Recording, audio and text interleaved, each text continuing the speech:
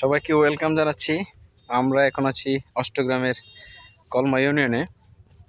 আপনারা দেখতে পাচ্ছেন এই যে আমার সাথে আছেন মিঠু ভাই, অতি পরিচিত মুখ অষ্টগ্রামের। আপনারা জানেন অষ্টগ্রামের বিশিষ্ট ব্যবসায়ী।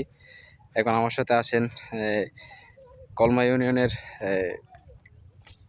চৌদন্ত গ্রামে, এবং আমার পিছনে দেখতে পাচ্ছেন যে বিস্তীর্ণ মাঠ, এবং সেখানে বেশিরভাগই এই ভুট্টা ক্ষেত।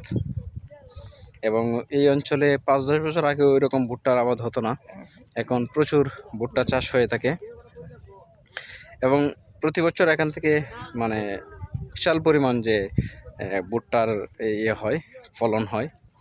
কারণ ওই জমিতে অনেক জমি ছিল আগে, সেটা কোনো আবাদ হতো না, পতিত থাকতো, বা কিছু জমিতে ধান চাষ করা হতো। দেখা গেল যে ধান চাষ করলে অনেক সময় দেখা যায় যে সেটা একটা এই বৈশাখ মাসে বা একটা পানি নিয়ে যাওয়ার একটা সম্ভাবনা থাকে, বন্যায় আগাম বন্যায় ক্ষতিগ্রস্ত হয়। কিন্তু ভুট্টার চাষটা হলো এটা চৈত্র মাসে ভুট্টা হয়ে যায়। ভুট্টা মানে ভুট্টাটা পরিপক্ক হয়ে যায়। ভুট্টাটা ধান কাটার আগে সেটার কাজ শেষ হয়ে যায়, তাই মানুষ ভুট্টা চাষে বেশি আগ্রহী। এবং এখানে যে ল্যান্ডস্কেপ, যে একটা সুন্দর একটা যে পরিবেশ, যে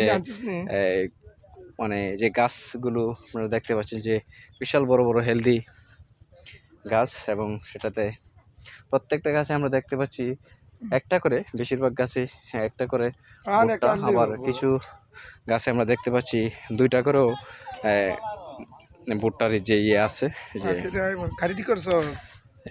ভুট্টার এটাকে কি বলে, যে ভুট্টার যে ইয়েটা আর কি, যে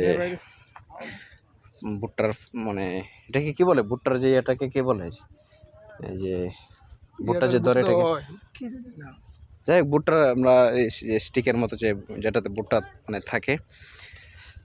এবং এখানে কৃষকদের সাথে কথা বলে দেখেছি যে এখানে ভুট্টার যে ফলনটা মোটামুটি লাভজনক, তাই কৃষকরা এই ভুট্টা চাষে বেশি আগ্রহী। এবং এখানে এই যে ভুট্টার জমিতে বিশেষ করে অনেক ঘাস হয়ে থাকে, এবং যে ঘাসটা তারা যাদের গবাদি পশু আছে, ওই এদিকে ঘাসের যে সাপোর্টটা তারা পেয়ে থাকে, এবং এটাতে অনেক জ্বালানি হয়ে থাকে।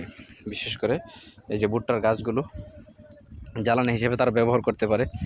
তাই সব কিছু মিলিয়ে দেখা গেছে যে ভুট্টা চাষটা কৃষকদের জন্য অনেক ধানের চেয়ে মোটামুটি লাভবান। কারণ এখানে দেখা গেছে যে কোনো ঝুঁকি নেই, মোটামুটি ঝুঁকিহীন।